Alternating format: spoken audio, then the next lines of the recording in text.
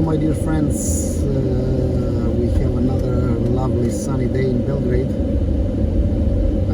There has been a long time since I last recorded a video in English, but now we have a kind of a special occasion. This will be practically the first time that I officially introduce some guests to my videos, and since the guests are, well, I cannot say foreigners because they are like brothers to me, and they are also Slavs, so we cannot say that they are foreigners in essence. And what I'm going to do in this video is we'll be trying to discuss with them their impressions so far about Belgrade, Serbia in general, but mostly Belgrade. We are driving now through Zemun, which is probably the closest environment that they can get closest to their home country, which is in the Central Europe, but also Slavic country. Actually countries, no, to be more precise. Let me just try to also pay attention to the traffic a bit before we start. I always like driving through Zemun, especially at this time of year with all these trees with vivid colors, and now the intense green has started changing into a bit more yellowish, which is a kind of a logical thing at the end of summer and beginning of autumn. But we will be experiencing some more intense green on our way to Fruška Gora. They would probably say Fruška Hora, if I manage to understand properly Slovak and Czech language, which is Slovak especially is quite similar to Serbian, actually Serbo-Croatian to be more precise. Whereas Czech is a bit more distant, but the difference between these two languages is, according to my humble opinion, similar to this, not the distance, the difference, similar to the difference between Serbian and Croatian, whereas Slovenian is a bit more different. And according to their opinion, Polish language is also quite similar to Czech, although we consider it a bit more different than Serbian, I mean more far away. But they can easily understand even Polish people talking, I mean everybody talking in its own language. Honestly speaking, I didn't have so many connections with Polish people, and when I tried to read, it's not as easy for me as it would be if I read Slovak or Czech. But I trust their opinion that it's also very, very similar. Apparently, out of all these languages, Slovenian seems to be the most different of all the others. But okay, this is only an opinion of ours. So let us get to the highway and then start talking. I mean, we will still enjoy a bit the Zemun architecture and environment, although it's not all parts of Zemun are particularly nice. We are now located in the upper town, Zemun, and heading to the practically direction northwest. As I said, our destination will be Fruška Gora.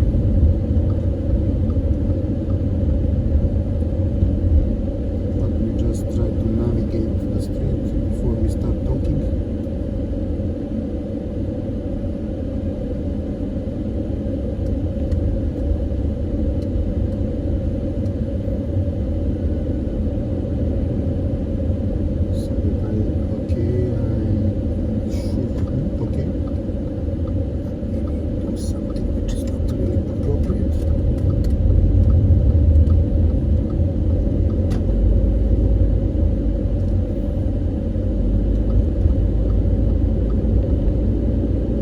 Okay, we have reached already Batajnicka in essence. All these new buildings that are being erected recently.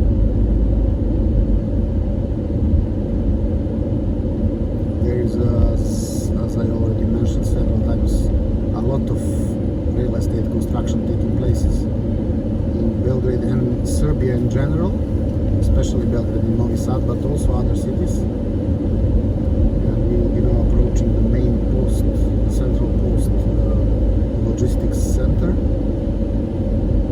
Pošte Srbije.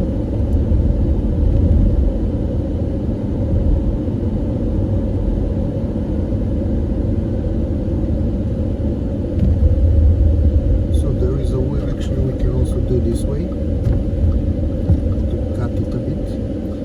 And we will exit to the highway at new Batajnicka exit ramp. Okay, so if I now, let me first maybe ask my friend to try to compare Belgrade with, first maybe with Bratislava and then Prague, because I guess there are more similarities with Bratislava than with Prague, but let's also hear his opinion. What do you think, Dan? Yeah, okay. Bratislava is also on Danube, so that makes one connection. I was just thinking on the way here that it's interesting because Danube is connecting so many capitals in Europe, like nowhere else in the world, I would say. And most of these capitals are starting with B, which is interesting. Yeah, Bratislava, Budapest, Belgrade. What else do we have? Vienna. Okay, but we say Beč, for instance, for Vienna. Is it? Which, yeah. Cool. And the Hungarians, they say Pech, I believe. For Vienna? Yeah, for Vienna. So, this is definitely one connection, but otherwise, I don't think Bratislava doesn't have so much historical stuff like Belgrade has, from my point of view. Also from the area which is covered by the city, I suppose Belgrade will be bigger. What is the size of Bratislava in terms of number of people? Inhabitants, it will be a little over 500,000. So how many are in Belgrade? Well, more than 1.5 million, so it's Yeah. then there is a big difference in essence. Yeah, in the old Czechoslovakia, Prague was the only city with 1 million people, and Bratislava was the second. So even if Bratislava would be reaching a million now, which is not so, it's definitely under a million. But is there a tendency of people from other parts of Slovakia flocking into Bratislava, which is the tendency here in Belgrade? From all over Serbia, people are just I mean, I'm one of the examples because when I came to study here, then I stayed after my studies. No, in Slovakia we have intelligent people and Bratislava people. So the intelligent people, if they emigrate, then usually emigrate to Prague or somewhere out. Or Vienna, probably. Or Vienna. Yeah. So okay, so sorry for all the real Bratislava people, but there are not so many actually. In Czech Republic, in Prague, they mostly call it naplavky, so people who were brought in by river. So they were not actually really born there. But like brought by poplava, as we would say here in Serbia. Okay.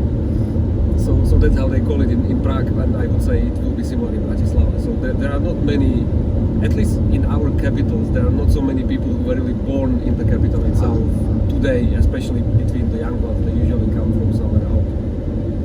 And then there is also the opposite movement, people actually moving out of the city because they want to live in the countryside. So there is quite a mixture of movements. True. Although here in Serbia, this second tendency of moving out from the city only started now with Corona. It was not as such flow of people out of the city, which I witness in most of other cities in Europe, that people tend to live in the countryside and not so much in the city center. Here it is still a matter of prestige if you are really live in the city center, despite all the negative aspects of actually living and traffic congestion, nowhere to park, etc., etc., etc. Many, I mean, the pollution of air pollution, noise pollution, every kind of, let's say, pollution. People pollution. The city is actually quite polluted by people, I would say. But I now see the, I mean, my kind of opinion is that there were quite some similarities between ex-Czechoslovakia and ex-Yugoslavia, except for the fact that maybe you did not have so many nationalities there. In essence, there were Czechs and Slovaks, with some minorities, I guess, from Hungary and Poland in the northeast and whatever. Here we had a much bigger mixture of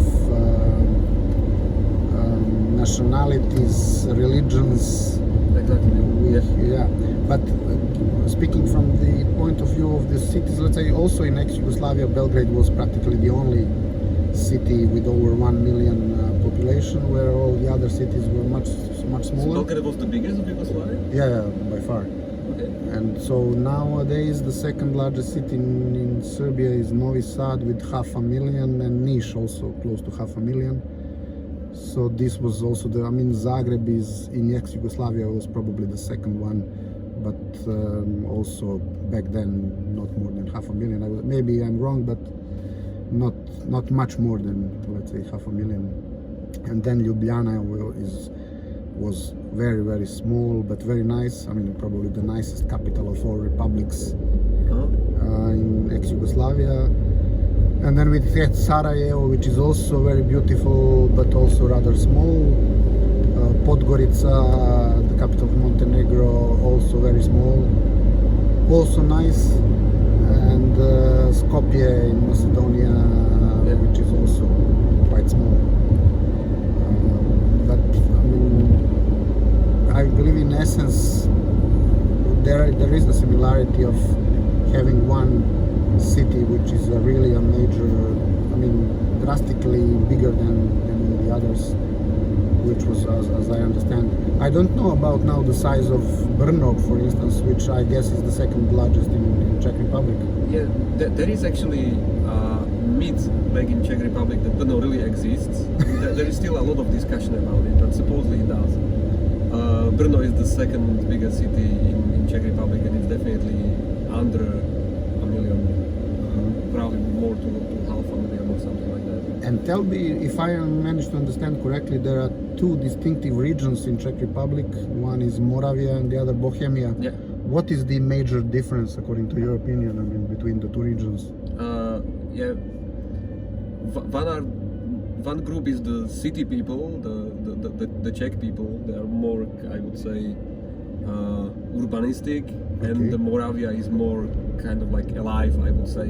They are more feeling like being the outskirts of Czech Republic, and they are also in the middle between Czech Republic and Slovakia also. But am I right if I say that Moravian people are closer to Slovak people? Yes, that's what I was going to say. Sometimes they would even rather choose the Slovak side than the Czech side.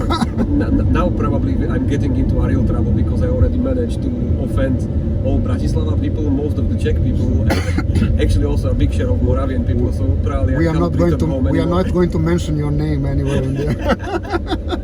I'm thinking if there is still somebody left who I did not touch. So, but tell me, maybe people here in Serbia would be interesting to know. From in our perspective, the separation of Czechoslovakia would have been also an ideal solution for ex-Yugoslavia, where it happened completely differently in a lot of blood. And what are the main differences between Czechs and Slovaks? Is it religion only, or these are really different Slovenian tribes, or I mean originally, or whatever? What do you think? Okay, so you now offering me a chance to offend also Serbian people. Yeah, that's a good one. Let me use it. To be short, in Czechoslovakia we were not as stupid as to start the next war in a civilized time. Okay, great. But on wish to separate the countries. I mean, you will still find two groups of people, one saying yes and one saying no. But the thing is, the whole separation was actually a job of two major people in the country, but there was never a referendum. It was never really a choice of people. It was just done.